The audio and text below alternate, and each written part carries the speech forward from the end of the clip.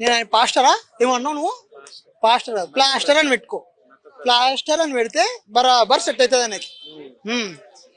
అయితే రీసెంట్ ఇప్పుడు ఆయన చనిపోయారు కదా, అయితే కొంతమంది చంపేశారు బ్రో లేదా యాక్సిడెంట్ అయింది అంటారు, ఏం చెప్తాను? నేను 100% చెప్తున్నా, యాక్సిడెంట్ అయితే కాలేదు. మా హిందువులే ర్యాంప్ అడిచేసారు. ఎందుకని అట్లా చెప్తున్నాం మరి?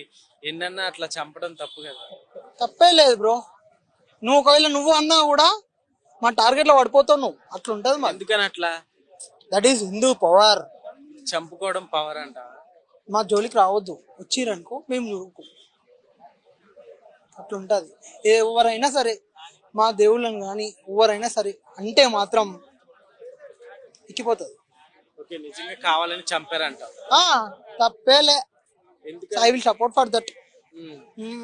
అంటే అలా మాట్లాడితే చంపుకుంటే బ్రో చంపడం కాదు బ్రో, గన్నుంటే షూట్ చేసి పడదు. ఇంకా మరి అయితే 80% ఉన్నారు కదా ఇండియాలో హిందువులు, మిగతా వాళ్ళకి పాయిజన్ ఇచ్చి చంపేయచ్చు కదా? బుల్లెట్ దిగుతుంది బ్రో.